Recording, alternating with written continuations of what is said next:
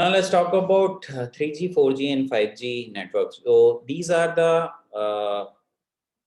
you can say the mobile network, the network which provide you the internet facility if your device is mobile. So if your device, or you can say the object or the thing is mobile, so we can put those GSM module, those 3G, 4G, 5G module along with the microcontrollers, so that that object or the thing that we are trying to monitor or that we are trying to control will be always connected to the internet. So you can see the 3G, 4G, or 5G network are really helping us to uh, to make the connectivity to the internet while your object or your thing is moving around. An important aspect of the growth of cellular IoT is its availability to leverage mobility and range, right? So we have a great range, right? In those devices like mobile phones, the range is very good. The mobility also it will provide. So for those type of application where we need these two things, we can use these cellular networks. As compared to other IoT access method, which can be a major differentiating factor over its complementary service delivery technique.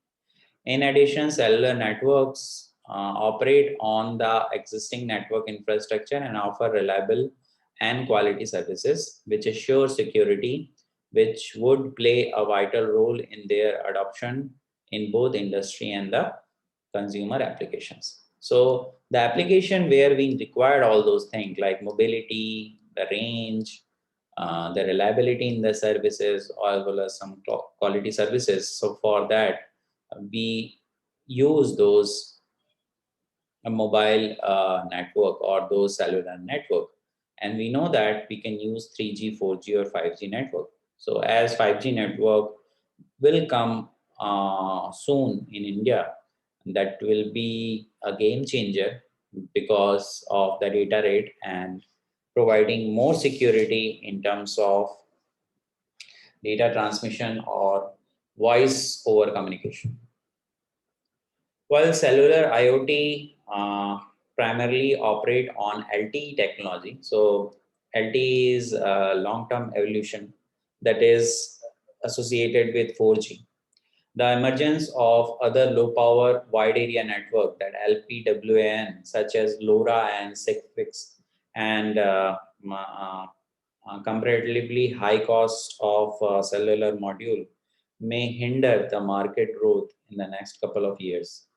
It says that we have different other technology which will provide us the long range, and it will give the connectivity while your device is mobile, or Sigfox, because the range is high of those communication protocol. But the thing is that the cellular network we are talking about in anywhere in the world is very much famous among that, and it is of deploying is of less cost because the infrastructure is already there and we can use those infrastructure very easily. The role played by emerging technologies such as narrowband IoT or narrowband LTE-M will be instrumental in the hustle for gaining M2M market share. So mobile to mobile, machine to machine communication will be very much popular in these using these services. These technology are especially designed for IoT application and are in the edge of commercialization, with numerous pilot projects being launched in different part of the world. So here, I think the cellular network for IoT devices, I don't know whether they exist, the narrowband IoT or narrowband LTE mobile is there or not. But the thing is that we can use those cellular network technology very easily by putting the modules. Cellular IoT offer numerous advantages such as border coverage, deep indoor penetration, smaller module size. So these are the advantage: the border coverage, deep indoor penetration, and small module size, owing to which it is largely preferred in high density deployments. This is also expected to aid in the increased adoption of the technology over the next decade. For more cellular network, especially LTE, are supported and backed by the consortium of established industry players and various organizations such as Third Generation Partner Project, 3GPP, and Global System for Mobile Association, GSMA, which is expected to boost the market growth in the coming years. So it says that there are the cellular network, which is there for the IoT, and we are making the modules a separate module which we attached with the any of the object or the thing to make cellular connectivity. And these technology is very much helping us to communicate the data, send the data to the cloud, getting the data to the cloud, mainly having a good bandwidth, good connectivity, providing us the facility of mobility,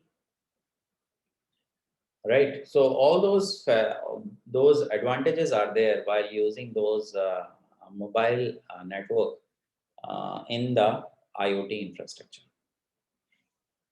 So these are all related technology that is there, which are related to IoT.